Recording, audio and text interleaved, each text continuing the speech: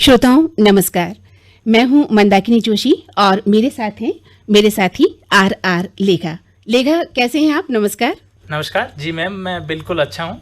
लेकिन इस कोरोना ने हम सभी को परेशान कर रखा है। बिल्कुल लेखा, आपने बिल्कुल सही कहा और इसीलिए आकाशवाणी बीकानेर ने कोरोना जागरूकता अभियान पर एक विशेष संकल्प शुरू किया है। जी, इसी संकल्प के साथ आज हमारे साथ हैं टेलीफोन लाइन पर डॉक्टर राहुल हर्ष। आप उप निदेशक चिकित्सा एवं स्वास्थ्य सेवाएं, वर्तमान में शहरी प्राथमिक स्वास्थ्य केंद्र नंबर 2 में चिकित्सक के पद पर कार्यरत हैं। साथ ही आप इंडियन मेडिकल एसोसिएशन में राज्य स्तर पर संयुक्त सचिव हैं जी। और अरिस्ता यानी सेवारत चिकित्सा संघ के राज्य उपाध्यक्ष भी हैं। जी बिल्कुल लेखा, आपने परिचय दे दिया है डॉक्टर राहुल हर्ष का। तो डॉक्टर राहुल हर्ष, आपका बहुत बहुत स्वागत है आकाशवाणी बीकानेर परिवार की ओर से। धन्यवाद, आपने मुझे यहाँ बुलाया, अवसर दिया। डॉक्टर साहब, आज नेशनल डॉक्टर्स डे हैं। सबसे पहले तो आकाशवाणी परिवार की तरफ से हमारी बहुत बहुत बधाइयाँ, बहुत बहुत शुभकामनाएं स्वीकार कीजिएगा। धन्यवाद, आपका बहुत बहुत धन्यवाद। जी डॉक्टर साहब, हम आपसे जानना चाहते हैं कि जैसा कि लेखा ने कहा, आज नेशनल डॉक्टर्स डे है और डॉक्टर राहुल, आज से अनलॉक 2 आरंभ भी हो गया है। बिल्कुल। वैसे तो जब अनलॉक 1 आरंभ हुआ था तो लोगों ने घर से बाहर निकलना शुरू कर दिया था और कई स्थानों पर तो डॉक्टर साहब ऐसे दृश्य देखने को मिले जहां लोगों ने अनुशासन की धज्जियां ही उड़ा दी थी। तो इस अनुशासन को तोड़ने का अर्थ हुआ कोरोना संक्रमण को दावत देना। और अगर आज हम नजर डालते हैं तो बीकानेर में कोरोना के केस लगातार बढ़ते चले जा रहे हैं। एक डॉक्टर होने के नाते क्या कहेंगे आप? बिल्कुल, मैं जनता से अपील करना चाहूंगा कि अनावश्यक घर से बाहर निकलने की प्रवृत्ति पर रोक लगाएं जी। और जो लोग भी आपसे मिलने वाले हैं उनसे मिलने का आप समय बाद का तय करें। अभी कोरोना से अपनी लड़ाई पर ध्यान दें और निश्चित रूप से जो सरकार ने एक सीमित जो छूट दी है उसको उसी मायने में लें। जैसा कि सरकार ने कहा है कि सोशल डिस्टेंसिंग की पालना करें, 2 मीटर की दूरी से ही आप सबसे मिलें और जो जरूरी है तभी आप घर से बाहर निकलें। अनावश्यक टहलने के लिए, अनावश्यक मिलने के लिए और जो मोहल्लों में भीड़ लगा के जमघट लगाने का जो कार्यक्रम है उस पे अंकुश लगाने की बहुत ज्यादा जरूरत है। अन्यथा एक जो भी संक्रमित हो जाता है, किसी वजह से भी संक्रमित हो जाता है, उससे 1 से 50 होने में समय नहीं लगेगा। बिल्कुल। जैसे कि अभी हम देख पा रहे हैं कि लगातार एक साथ बीकानेर में पहले 5-7 केस से ज्यादा नहीं आए थे, लेकिन अभी एक दिन में 44 केस आए, एक दिन 28 केस आए, तो लगभग आंकड़ा 347 के आसपास पहुंच गया है आज जी। तो और वो सारा आंकड़ा जो है हमने पिछले इस अनलॉक 1 में ही ये बढ़ा है। अनलॉक 1 से पहले हमारे पास 100 भी केस नहीं थे। तो जी बिल्कुल। से मैं ये अपील करना चाहूंगा कि जो लगातार हाथों की सफाई का, 2 गज की दूरी का और भीड़ से बचने का जो संकल्प भारत सरकार ने और राज्य सरकार ने दिया है उसकी अनुपालना करें और अनावश्यक घर से बाहर न निकले। और विशेष रूप से मैं उन लोगों से गुजारिश करना चाहूंगा जो लोग वृद्ध हैं, 60 वर्ष से ऊपर की उम्र के हैं और जो लोग पहले से मधुमेह से या उच्च रक्तचाप से आदि बीमारियों से पीड़ित हैं, वे बिल्कुल अपना पूरा ध्यान रखते हुए घर में ही रहें यथासंभव और बाहर किसी से मिलने जुलने का अभी कार्यक्रम नहीं रखें। जी डॉक्टर साहब, आपने ये बहुत सारे अच्छे निर्देश बताए। हम उम्मीद करते हैं कि हमारे श्रोता और देश की जो जनता है वो इन निर्देशों की अनुपालना करेगी, साथ ही सरकार के बनाए गए विभिन्न एडवाइजरी का पालन करेगी। जी सर। जी बिल्कुल। डॉक्टर राहुल, आज डॉक्टर्स डे है और इस बार का हमारा नारा है कि कोविड-19 से मृत्यु दर में कमी। हाँ बिल्कुल। एक डॉक्टर होने के नाते आप क्या मानते हैं कि कोरोना संक्रमित पेशेंट जो हैं अब ज़्यादा से ज़्यादा स्वस्थ होकर घर लौट रहे हैं, लेकिन कोरोना जिस तेजी से फैल रहा है, क्या उसी तेजी से मरीज ठीक होते जा रहे हैं या उसमें कुछ कमी आ रही है? थोड़ा जो वायरस जो जब भी महामारी के रूप में फैलता है तो उसके आकार में और उसकी संरचना में कुछ म्यूटेशंस होते हैं, बदलाव होते हैं। उन बदलाव की वजह से उसकी संक्रामिकता ज्यादातर कम हो जाती है और धीरे धीरे वो कम संक्रामक और कम घातक होता जाता है। लेकिन कोविड-19 में अभी तक हम निश्चित रूप से ऐसा नहीं कह पा रहे हैं कि ये इसमें संक्रामकता कम हुई है, लेकिन हमने कुछ चीजों का अध्ययन के माध्यम से पता लगाया है कि ये उन लोगों में ज्यादा मारक है जो लोग 60 वर्ष से अधिक उम्र के हैं या जिन लोगों में पहले से बहुत सारी बीमारियां हैं। तो हम जो इससे कोविड-19 से मृत्यु दर को कम करने का प्रयास के रूप में देख रहे हैं, उसमें सबसे जो बड़ा उपाय है वो यही है कि हम हमारे जो ज्यादा वल्नरेबल ग्रुप है, जिनको ज्यादा इससे घातक नुकसान होने की संभावना है, उस ग्रुप को हम इस संक्रमण से बचा के रखें। जी। हम जो हमारी अर्थव्यवस्था के लिए जरूरी है, जी। मजदूर वर्ग है, जो हमारा युवा वर्ग है, वो काम पे जा रहा है, उसकी मजबूरी है, लेकिन हम उन वृद्ध लोगों को और उन बीमार लोगों को इस संक्रमण से बचा करके घर पे रख सकते हैं। तो एक तो तरीका ये हो सकता है।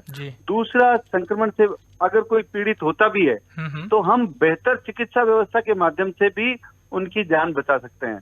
तो दोनों तरीके अपनाने पड़ेंगे, बेहतर चिकित्सा व्यवस्था भी करनी पड़ेगी और जो वृद्ध और बीमार लोग हैं उनको संक्रमण से बचाने के लिए जनता से अपील करनी पड़ेगी और जनता को भी उन लोगों को संक्रमण से बचाने के लिए अलग रखना होगा।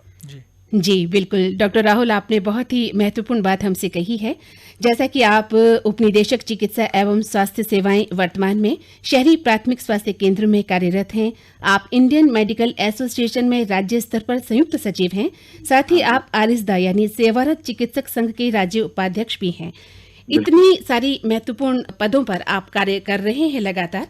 मैं आपसे जानना चाहती हूं कि इन दिनों लगातार बीकानेर में कोरोना का जो संक्रमण फैल रहा है, ग्राफ बढ़ता ही जा रहा है, साथ ही कोरोना जागरूकता अभियान भी अब आरंभ हो गया है। हमारे आकाशवाणी बीकानेर ने भी आज से ही संकल्प नामक ये कार्यक्रम आरंभ कर दिया है, जो कि कोरोना से संबंधित है, उसकी जागरूकता से संबंधित है। तो आप डॉक्टर्स किस तरह से जन जागरूकता लोगों के बीच अब फैलाएंगे, उत्पन्न करेंगे, क्या प्लान आपने किया है, ये हम जानना चाहेंगे। देखो, ये जन जागरूकता अपने आप में अनूठी है, जिसमें जनता को इकट्ठा नहीं करना है।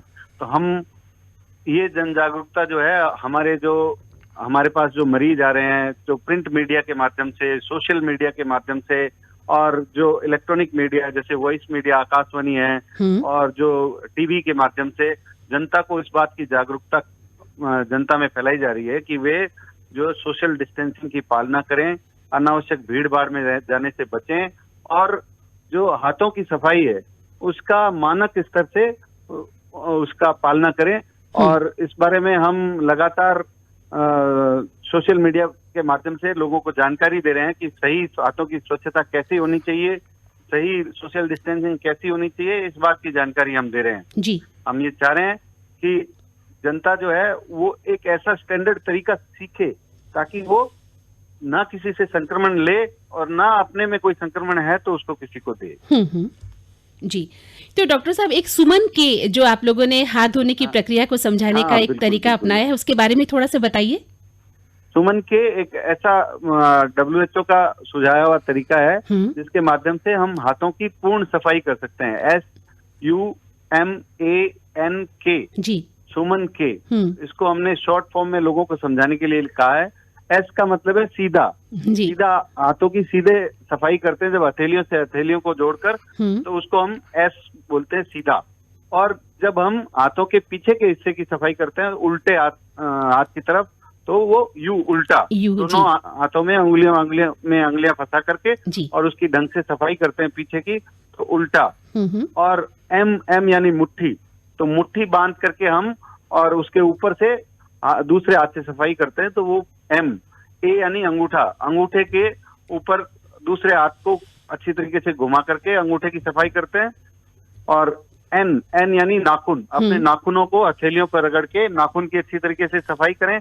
और उसके बाद में K यानी कलाई, कलाई की भी कम से कम 4 इंच हाथों के नीचे कलाई का जो हिस्सा है उसकी पूरे अच्छे ढंग से सफाई करें, ताकि आप जब भी संक्रमण फैलता है तो कोरोना का संक्रमण अपने हाथों के माध्यम से अपने नाक और मुंह तक जाता है।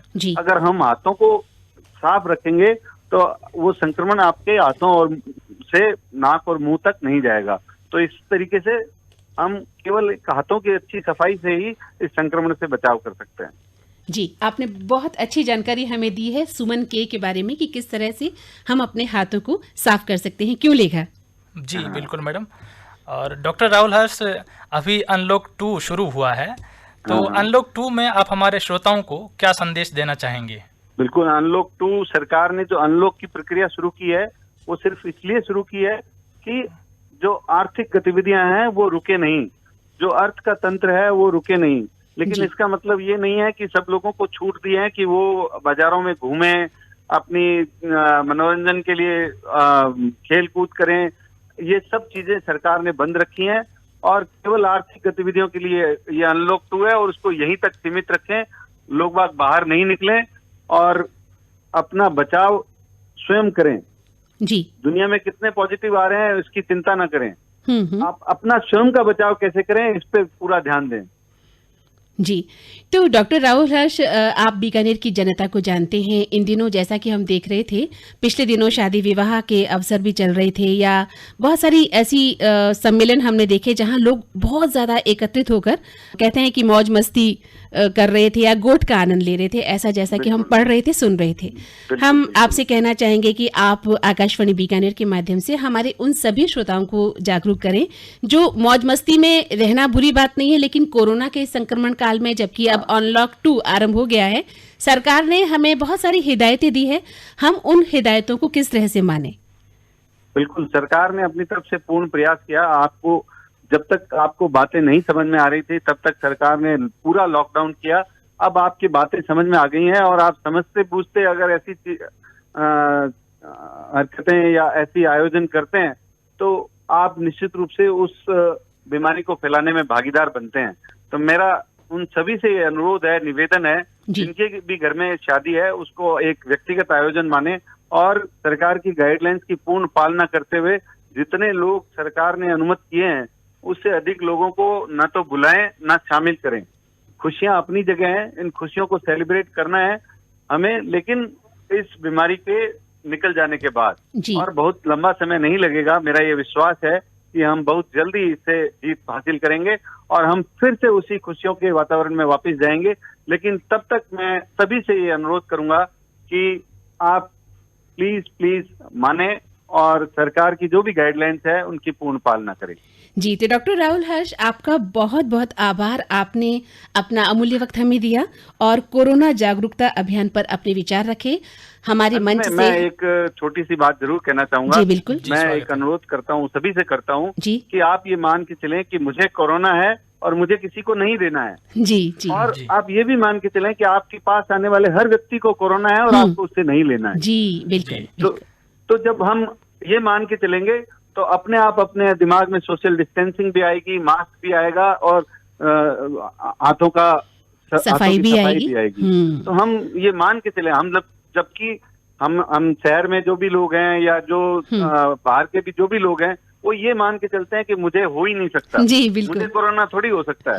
जबकि मैं ये कहता हूँ कि हम मान के चलें कि हमें कोरोना है और हमारे पास आने वाले हर व्यक्ति को कोरोना है, तो हम एक दूसरे से बचाव कर सकते हैं। बिल्कुल डॉक्टर राहुल हर्ष, आपने एक बहुत अच्छा मनोविज्ञान हमें दिया है कि हम इस तरह से ओवर कॉन्फिडेंस में अपने आप को न रखें, बल्कि इस बात का ध्यान रखें कि हमें कोरोना हो सकता है और सामने वाले को कोरोना होगा, तो हम सचेत रहेंगे, सतर्क रहेंगे। और आज की सबसे बड़ी आवश्यकता भी यही है, सतर्कता रखनी है कि सामने आने वाले हर व्यक्ति को कोरोना है जी, और इसी तरह की सतर्क जागरूकता रखनी है कि आपको खुद को कोरोना है और दूसरे को नहीं देना है। जी डॉक्टर साहब, बहुत बहुत आभार। आपने हमें एक बहुत अच्छा मंत्र दिया है कि हम खुद भी जिएं और औरों को भी जीने का रास्ता दें। आपका बहुत बहुत आभार। आपसे फिर कभी बात होगी। शुक्रिया। Thank you. तो लेखा सुना आपने, डॉक्टर राहुल हर्ष ने हमें कितनी महत्वपूर्ण बातचीत हमसे की है। जी मैडम, बहुत ही महत्वपूर्ण और बहुत ही सारगर्भित बातें उन्होंने की। और साथ ही हम कोरोना वॉरियर्स को सैल्यूट करना चाहेंगे, उनको नमस्कार, उनका धन्यवाद करना चाहेंगे। बिल्कुल।